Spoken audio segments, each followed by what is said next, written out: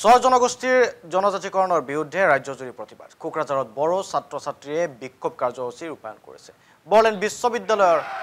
প্ৰৱেশদ্বাৰ বন্ধ কৰি এই বিক্ষোভ কাৰ্যসূচী দেখিবলৈ পোৱা গৈছে জনজাতিকৰণৰ প্ৰতিবাদী কাৰ্যসূচীৰ বাবে বাতিল বিশ্ববিদ্যালয়খনত চলি থকা পৰীক্ষা জামুগুৰি হাটতো নিশা তিনিটা সংগঠনৰ বিশাল জোৰ সমদল এমবিকে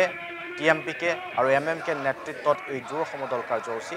জনজাতিকৰণৰ প্ৰসংগত চৰকাৰী সিদ্ধান্তৰ পাছতেই পৰিস্থিতি বুধবাৰে ৰাজ্যিক কেবিনেটে গ্ৰহণ কৰিছিল জনজাতিকৰণক লৈ মন্ত্ৰী গোটৰ প্ৰতিবেদন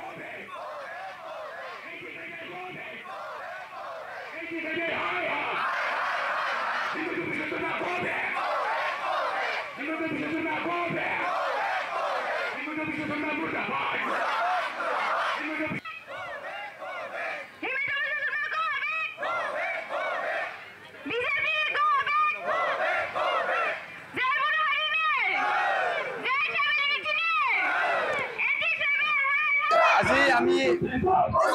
এটা কাৰ্যসূচী লৈছোঁ এইটো কাৰণটো হ'ল আমি যোৱা দিনত আমি এটা নিউজ পাইছোঁ যে আসাম কেবিনেটত 6টা জনজাতিক এছটি দিয়াটো এপ্ৰুভ হৈ গ'ল আমি মই বড়ো কমিউনিটিৰ পৰা বিলং কৰোঁ আৰু আমাৰ যিমানখিনি এতিয়া প্ৰেজেণ্ট আমাৰ অসমত এছটি পপুলেশ্যন আছে এইটো হ'ল 45 লাখ আৰু যিমানখিনি 6টা জনজাতিক এছটি দিয়া হৈছে এইটো হ'ল 1 crore বেছিয়ে আছে আৰু আমি হ'ল জন্ম পৰাই এছটি আৰু এইটো আমাৰ ৰাইটছ আৰু আমাৰ ৰাইটছ পৰা আমি আজি বাধ্য হৈছোঁ যে আজি এক্সাম আছিল আমাৰ বড়োলেণ্ড ইউনিভাৰ্চিটিত আমাৰ ৰাইটছৰ কাৰণে আজি আমি বাহিৰত আহিব লগা হৈছোঁ আৰু প্ৰটেষ্ট কৰিব লগা হৈছোঁ আৰু আমি আজি টিএমপিকে টিএমএমকে এমএমকে চিচিটো আৰু ট্ৰাইবেল সংঘ উদ্যোগত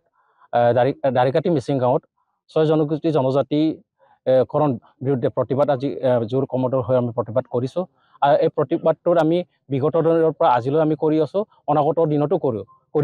কৰিম কাৰণ কথাটো হ'ল অসমৰ মুখ্যমন্ত্ৰীয়ে কৈছে যে 27 তাৰিখে মন্ত্ৰী যিটো প্ৰতিবেদন মানে 6 জনগোষ্ঠীকৰণৰ প্ৰতিবেদন দাখিল কৰিব আৰু প্ৰতিবেদনত যদি আমাৰ বিপক্ষে যায় ইয়াতকৈ আমাৰ বেছি মানে বৃহৎ মানে আন্দোলন কৰি তুলিম কাৰণ কথাটো হ'ল আমি যিটো 6টা আমি যিটো বৰ্তমান এক্সিষ্টিং যে জনজাতি সেই সুবিধাখিনি যদি 6 জনগোষ্ঠী জনজাতিকৰণ যদি হৈ যায় আমাৰ বৃহৎ ক্ষতি হ'ব মানে সংবিধান না আমিও কৈছোঁ কাৰণ কথাটো হ'ল 6